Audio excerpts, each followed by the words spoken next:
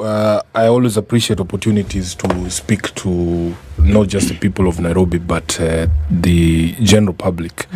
And we are meeting here today, or having this conversation today, at a very difficult time for Nairobi. We have had incidents of death following the flooding that has happened in Nairobi. As of yesterday, we were counting upwards of 6 people lost in various places in Nairobi. My teams have been in contact with the families to just extend support to them, because these are the most unnecessary deaths in Nairobi. Because we all know that the rains are going to come at some point, and the county government needs to do certain things to ensure that people are safe. I brought a petition to the Senate just last week before we went on recess on compensation and involvement of the communities that were living along the riparian areas that are very risky. Our people have no problem moving to safer zones. And it's not a decision people make deliberately to live in dangerous places. It is a decision that they are pushed into given their economic circumstances. Mark, you'll find that most of the times the cheapest accommodations you can find in Nairobi are the riskiest. And it is what pushes our people to these areas where they put their lives at risk. And they have told me that they have no problem moving.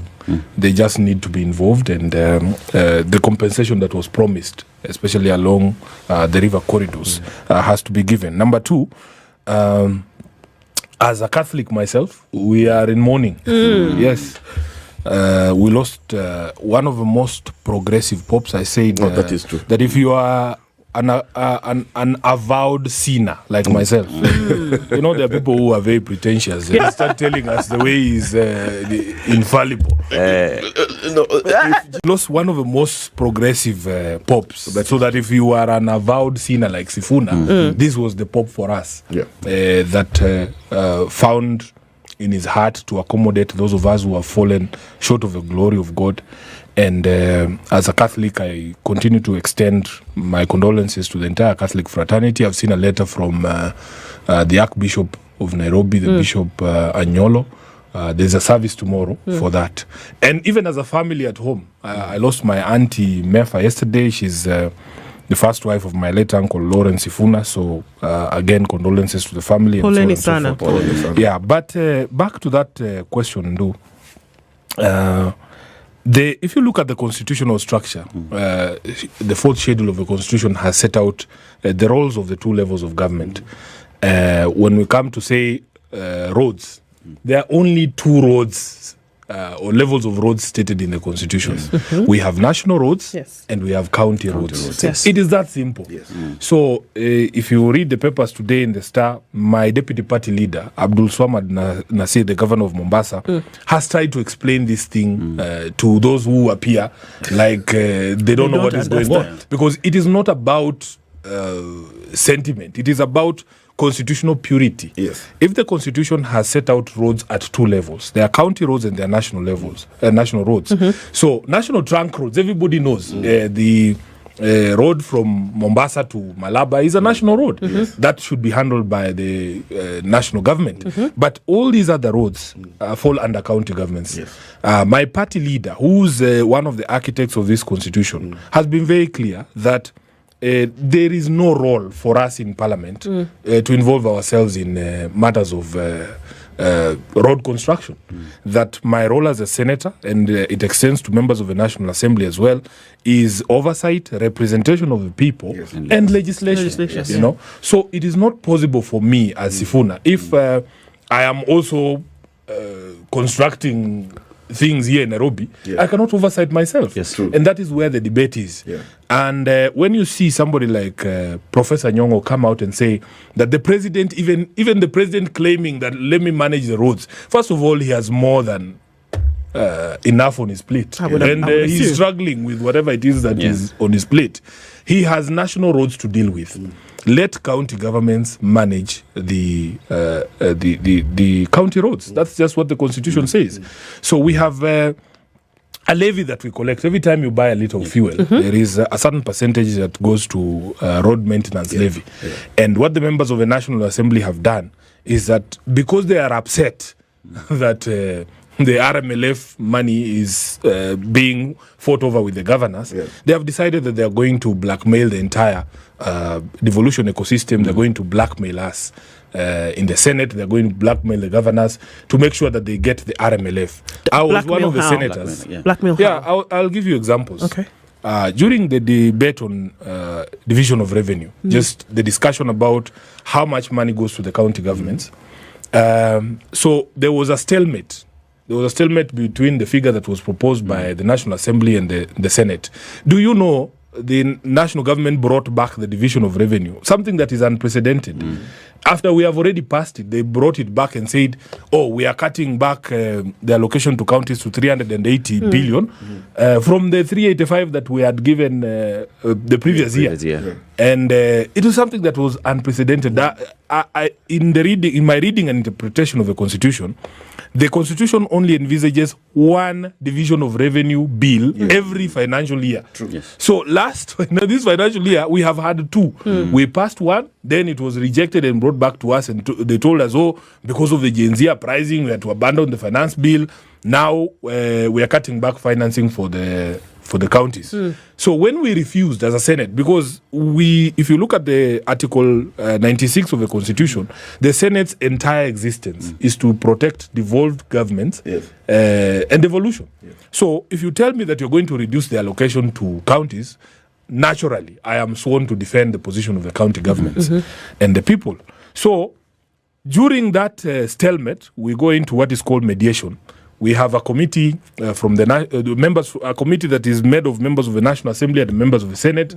I remember Ndindi Nyoro was the lead from the National Assembly.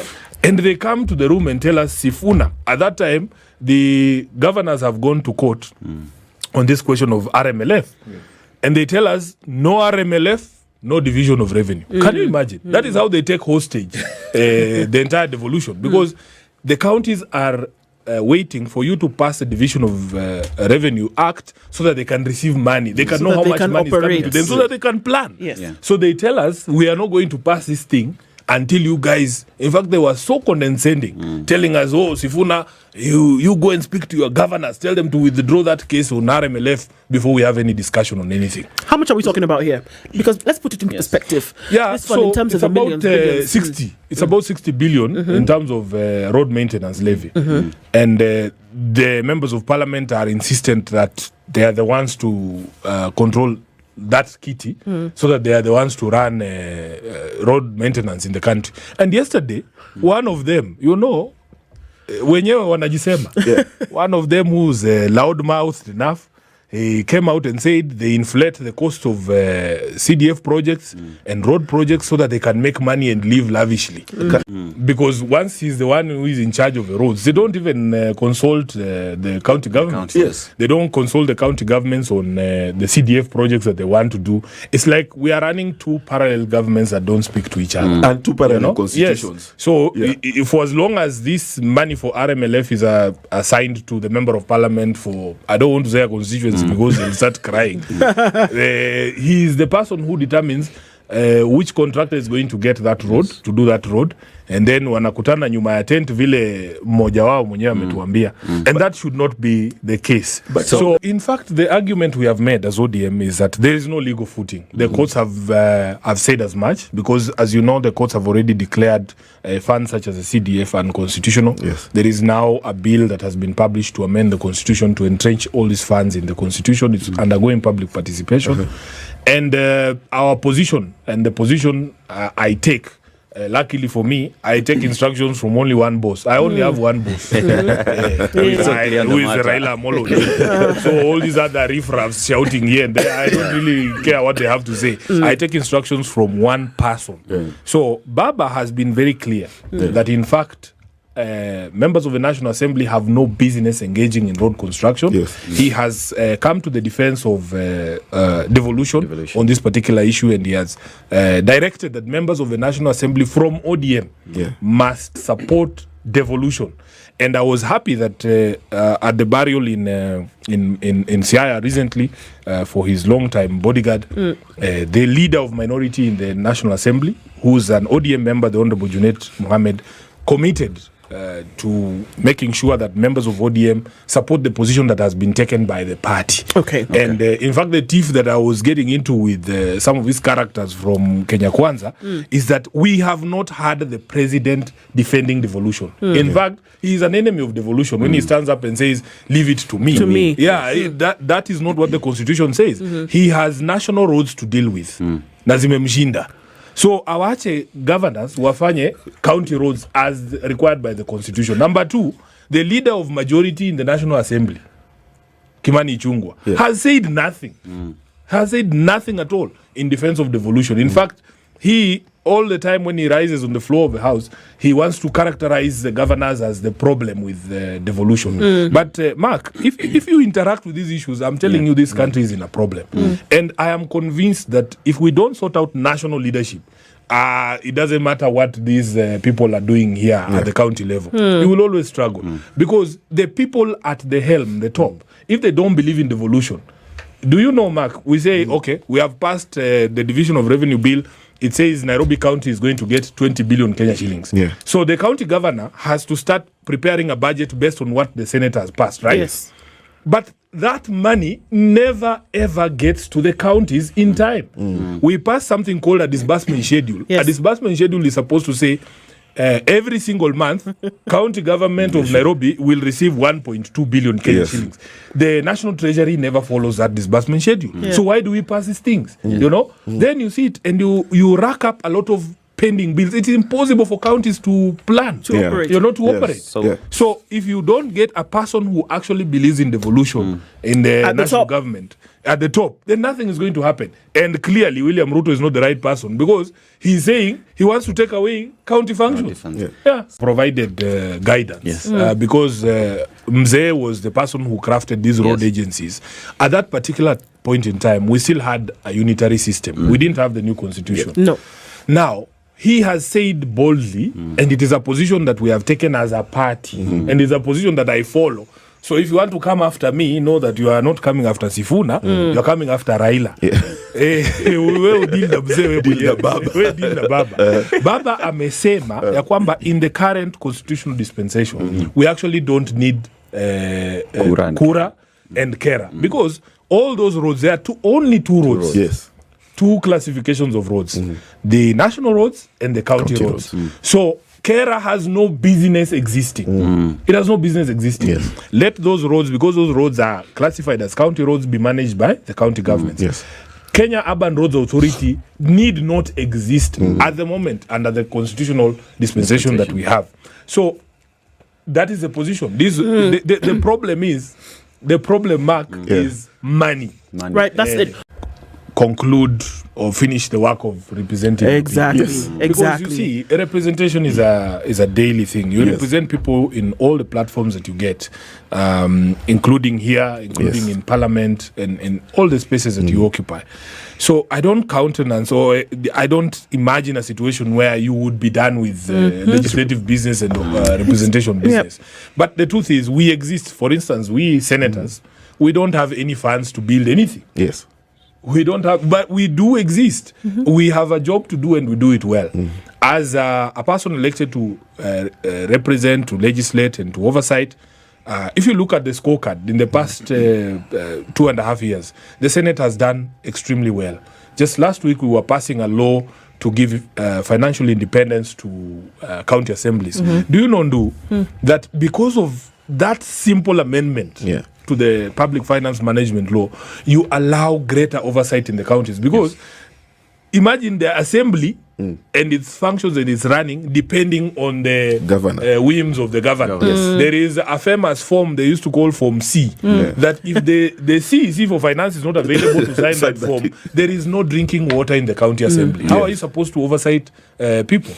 And when I went to there was a meeting of the county assembly forum where I was invited to speak. I gave them an assurance that as a Senate we are agreed we're going to give financial independence to county assemblies so that they can enhance their oversight capacity.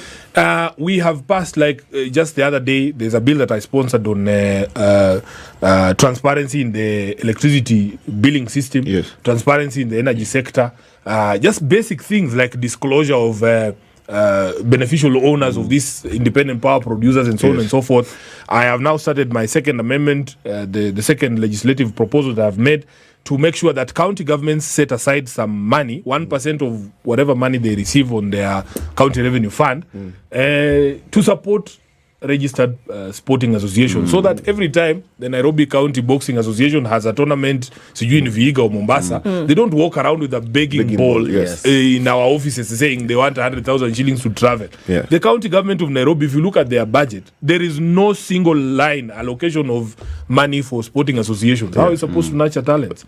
So there is a lot of work to do. There's a lot of work to do. I personally have taken the position that it's not that we lack laws.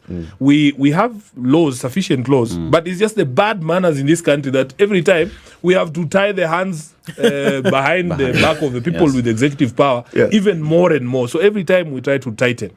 In terms of representation, my brother, there's a lot of issues. If you come to my office, I have an entire box, like something like that DJ stand, for petitions from people. All sorts of issues.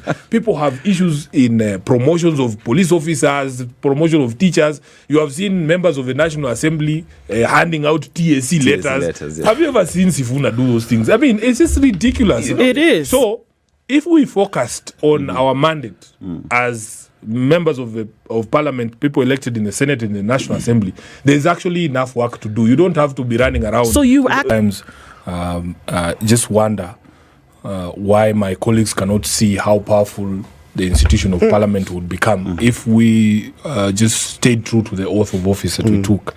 But the truth of the matter is that this constitution, there are people who have challenges with it, that they didn't believe in independent institutions, so they have tried their most to make sure that you cripple or compromise these institutions so much that they can't function in the way that they were designed to function.